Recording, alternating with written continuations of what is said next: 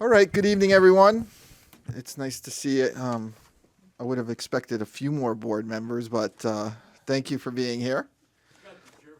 Well, if it stays in this room, and it won't because it's on TV, but of the ones that I wanted to be here, yes, I'm very satisfied. But thank you for being here, Superintendent. Thank you. We're here tonight to talk about the Board of Ed budget, so I will call tonight's work session to order. Budget work session. I don't know if there's anything. I know we had we went through the slideshow last Tuesday, gave the highlights of the budget you're presenting tonight. I don't know if you have anything in addition you'd like to say. Do you want to open it up for questions? The ball's in your court. So I think we're comfortable opening up for questions. Okay. I think there's And we're going to make you talk. I'll learn the system. Thanks, Mr. Wooden. Yeah. So I think I'm okay with us opening up to questions. I think the reality of this budget is that almost 2% of the increase is wrapped up in insurance and transportation, both of which are not necessarily, they're not adds to the budget from our perspective. They're dealing with the environment we're dealing with, right? It's the climate. I realize that you still have to pay for those climate shifts. At the same time, it just makes it go from, in the 3s to in the 5s. And obviously, we'd love to be lower and found that really difficult to do. So. All right. Before, I do have a quick question because we had a letter submitted from a Board of Ed member who, and I read at the last meeting or read at the public hearing, and she talked about the jump from 4.75 to 5.53, if that's close enough. And I guess you guys added 3 security people. I don't know if they're officers. That's not the right way to say it. Security people. No, they're not resource officers. Yeah, they're not resource officers. I made that mistake earlier in the week. So, but is that the difference between that 4.75 and the 5.53 that you guys approved? That is the difference, those 3 security people? So could I answer the question, what's the difference between the 4.75 and the 5.53? And would that Yes. help? Okay. Yes, And if I 'cause it missed was- anything, let me know, but I think that might It was stated that it was due to the security people. So, and that's partially true. Okay. So it adds an additional 2 security people. There was one that was still in the original budget presentation. It also, we had looked at possibly allowing class sizes to rise a little by eliminating an elementary position, and it restored that elementary position. That was another area of change for that. It also addressed the whole change of insurance because we had taken a maybe what I'll call an optimistic approach of 7.5%. And realized that it was actually going to be in the 9s. And so we had to adjust it for about $167,000 of that is solely health insurance. Okay. As it turns out, that's very close to what the current number is, which is the number we're probably going to go with. Yeah, I'm sorry. We made that adjustment, correct, whatever night now. So we're actually about $37,000 over what the 9.94 percentage increase would be. Those were really the key adjustments. Trying to look if there's anything else, and there were minor other adjustments as well. But that really is the All right. bulk No, of- thank you. That answers my question. So, and if I didn't get to the answer to the question, let me know. No, you did. I No, just that's- thought that that's might be just- helpful to you. Okay. Anyone else with any questions or comments? Mr. Chair, Yes, go ahead. I have a question about that letter that was read the other night. Did that board member offer any suggestions on where to lower? I mean, where to lower the budget? I'm just confused by her letter, to be perfectly honest with you. Well, And I don't know if I should put you in that. I don't know. I'm sorry, Do I'm you not guys know gonna what add- letter yeah. we're referring to? Yeah. So, and I just had it, and of course I lost it. We got a submission from board member Buchanan, and she just made an indication that she voted no on the budget, at 5.53, but she was fine with it at 4.75. And she goes into some other things, but I guess, and that's in the context of what Councilman Gettman is asking, is that, you know, she clearly liked it at 4.75, didn't like it at 5.53. Was there any discussion, I guess, on her behalf as to, you know, not approve what was, I don't know. What, yeah. Becky what- looks like I've gotten her riled up. So just if you don't mind, make sure the mic's on so we prove you were here tonight. Yep. So, I mean, 4.75, I hadn't really heard her say, yeah, let's go for that either. So Okay. there really wasn't a consensus there that was what she approved of. And I believe the night that we discussed the increase, I think she may not have been there. Does that sound right? I feel like she might not have been there. Okay. And the increase came, as, you know, what the superintendent mentioned. And so we didn't, you know, we were a little surprised that we had a couple no votes because everybody seemed to be of like mind, and really liked the idea of increasing the proposition. Originally, our security folks recommended an additional staff member every year for 3 years. Okay. And, you know, the thought was, why do that? Why wait? Let's, you know, security. Let's just do the right thing and get them in there right away. And that seemed to make a lot of sense. So, but as far as recommendations of what she would reduce or anything like that, there was never any mention of anything like that. So.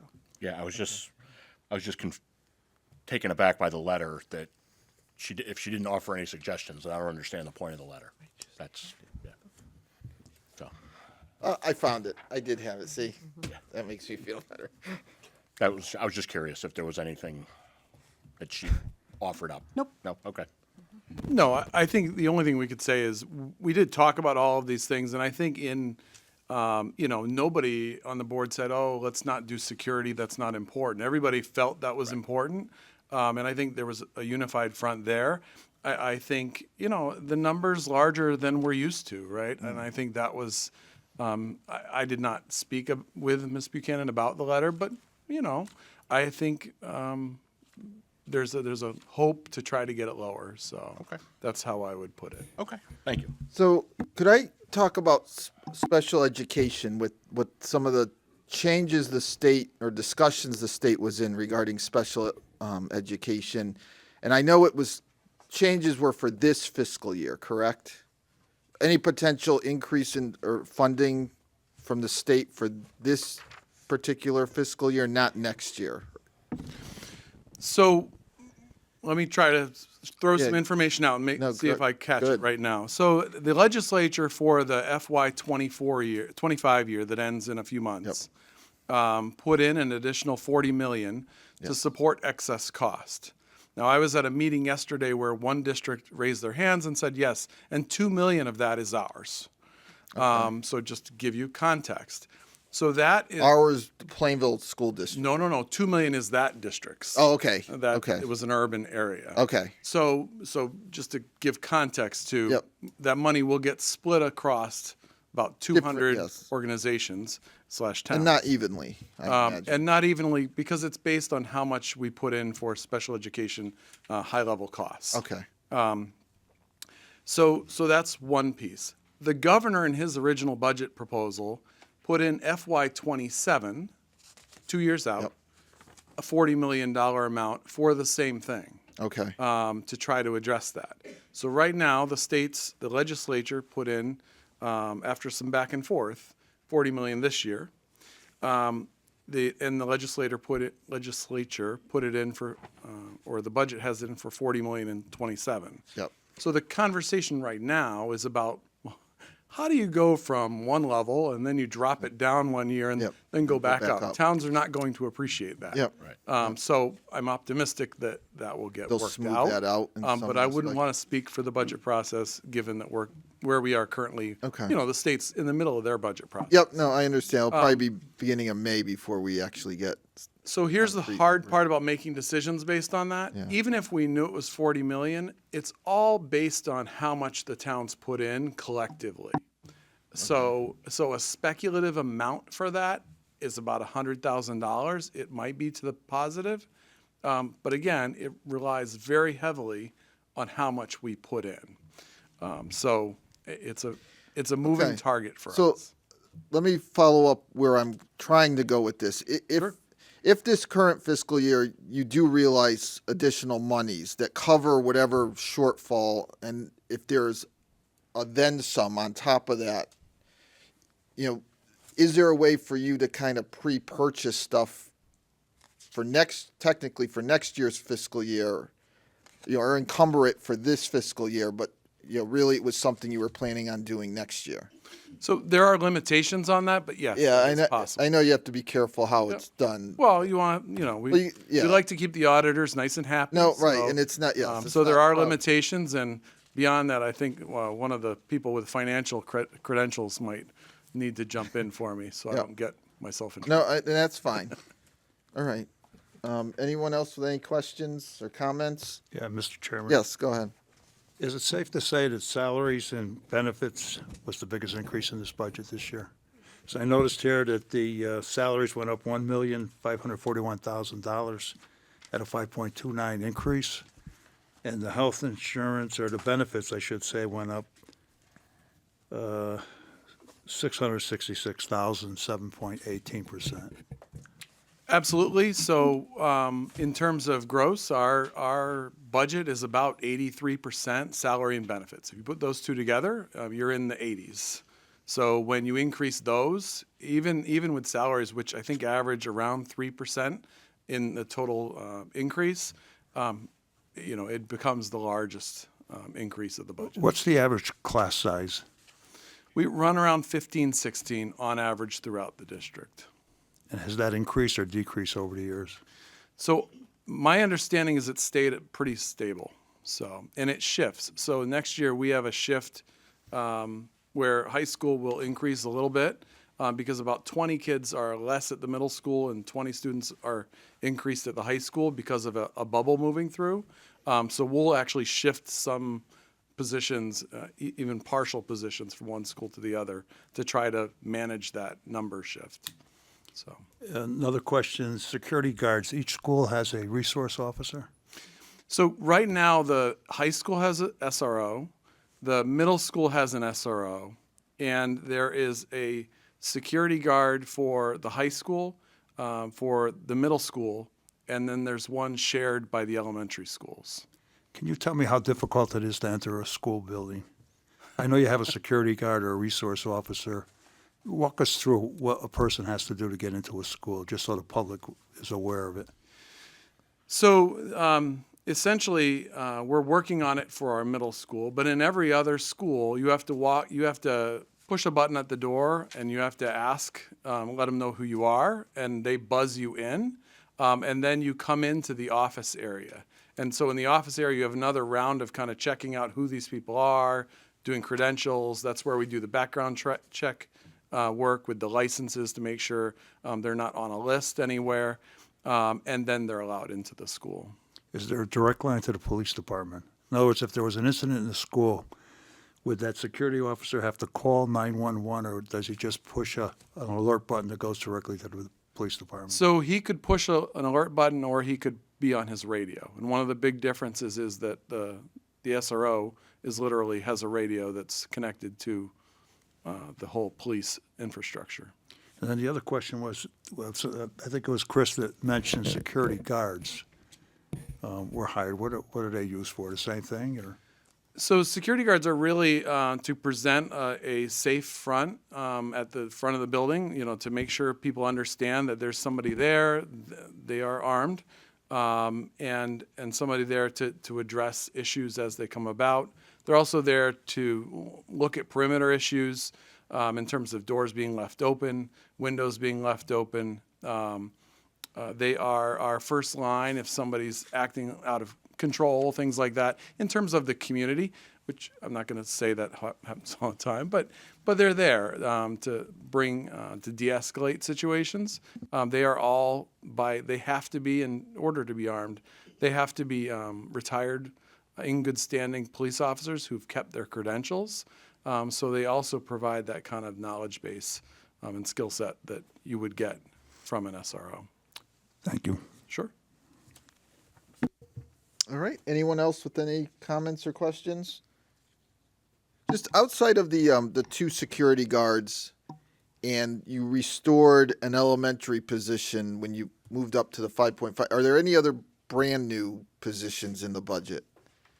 Yes. And if you can't answer it now, feel free to get back. But I saw that Ms. Terrell started to put her mic on, so while I'm checking. Could I just say something else about class size? So Yes. class size is very difficult, to say, like, what's the average class size across the district? It's very different in what's happening in an elementary school and what's happening at the high school, where you might have an advanced class and you've only got 12 kids in it because that's who wants to take that advanced class.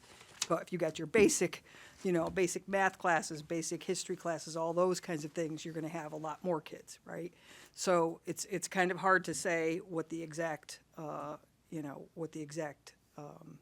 enrollment is in every class. But our elementary schools have creeped up some over the years. We used to do this, 15 or under from, I think it was 2 to K. We're not there anymore. We're a little above that. So, there has been some creep up, but we still maintain, nice class sizes at the elementary level, where we know we've got to make sure that we do give those kids the kind of attention they need. And when you say creep up, Yes. is it still closer to 15 or 20? 15, Okay. at least at those lower levels. I just want to make Yeah. sure we understand what Yeah. creep Yeah. means Yeah. to you. Yes. And me. Make sure we're talking the What same. creep means to me. Yeah. Yes. go Yeah, ahead. Mr. Chair, just, wanted to clarify in terms of the new position.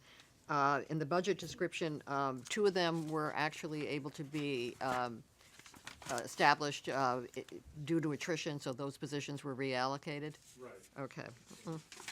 Yeah, so that was one elementary and one world language position that was reallocated.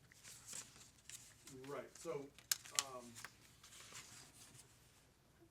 that was the original 4.7? Right, that was, So, okay. so the current model is that we reallocated one world language position to be a multilingual learner. Okay, position, so that which became that, supports okay. our students who, with multiple languages. At the high school level, sorry. Okay. 2 resource math positions that support our students. We're really trying to attack yeah, I that see them issue here. of math achievement, and the security guards we already talked about. Okay. And the elementary teacher was the one that you decided in the end to restore? That's the one we had restored, correct? Okay, thank you. Of course. All right. Any other questions or comments? At this point, I mean, we're probably not taking action tonight. We're missing a council member who will be here next week. We do meet again on Tuesday. I would anticipate we'll try to do our best to finalize the budget Tuesday night, unless someone's going to interrupt me and tell me something different. No, you're fine. I just wanted to remind you that we also have the Board of Education capital budget. Yes. Yeah, I'm not ready to adjourn. Oh, all right. Okay. But thank you for watching my back like Tex, because it could go sideways real quick sometimes. But Mr. Chairman? yes. I have another question. The transportation went up $189,658. Have you made any phone calls to other transportation services to find out what they would charge? And would it be any lower? So we spent about 4 months trying to figure that out. We've looked at all of the bids coming in. We've done really, really well. We signed a transportation contract 5 years right before the pandemic kind of did its thing. When the pandemic hit, the transportation companies got hit really hard. So for the last 4 years, most districts have seen sizable increases. With the increase that we signed on to in the newest negotiations, our prices, that our end prices are still lower than the majority of towns around us are already. We skipped that whole jump that everybody else painfully went through in the last 4 years. So we have some of the best rates around, but they still were. We had amazing rates before that. So, but we missed that whole jump. So, Thank you. All right, so you do have some capital items. And it looks like most, as far as what's being recommended, is under the information technology section. I don't know if there's anything you want to share regarding, we have, the network upgrade, some district labs, district staff laptops, and Chromebooks. Is there anything you think we need to know? So the only thing I would say is that the reason that that's scheduled that way is to essentially have everything be really predictable for the town. So Kevin does this terrific job, our technology director, of kind of having this cycle of replacement. So as things run out their warranties, they get replaced. And so as we move through, instead of seeing, like you see some districts where they come out and say, oh, we need $1 million because all the laptops are not working anymore. You kind of have this regular routine investment that keeps it from spiking and also keeps us up to date with our technology. So I think, so when you look at it, it's part of a bigger system. And the board certainly looks at that bigger system when they go through this as well. All right. Any questions or comments regarding any of the capital items? Just one Yeah, question. go ahead. There's another one that said network upgrades, E-rate. Oh, E-rate, yes. Now, is E-rate paying for part of them? I wasn't sure what the E-rate was a reference. I know what E-rate is, but, I'm not quite sure what it means in this context. No, It means that it's being, That's exactly right. E-rate pays for a portion of that cost, and so what's remaining here is just the okay, part. that's what I assume. So what's remaining here is what E-rate is not covering. Thank you. Anyone else with a comment or question? All right, is there anything else, anybody in the audience, anybody that's here from the board, anything anybody wants to say? Anyone on the council that wants to say anything? All right, so I think we're all set. I would encourage, if we do come up with questions over the weekend, I imagine go through the superintendent, get them to him, and they can get them answered. And like I said, I would anticipate we'll reconvene Tuesday night and try to finish all this up. Does that work for everyone? Yep. All right. All right, thank you very much. Thank you. Really appreciate the opportunity. Seeing that, is there anything else we need to know before we adjourn for the night? No, nobody wants to schedule a meeting tomorrow so we can see each other every day this week? No? Cindy was complaining we're not meeting enough. Okay. Yeah, I know. Yeah. All right. Well, thank you everyone for staff. Thank you for this week. We got through quite a bit of information. I know we have another potentially busy week next week, but we got through a lot of information, and thank you again for being here tonight. And we'll see everybody Monday night for the next regular council meeting, which, by the way, I heard is 3 pages long. But we'll get through it. Yes. All right. Motion to adjourn. So moved. Second. All those in favor? Aye. We are adjourned. Have a good weekend, everyone.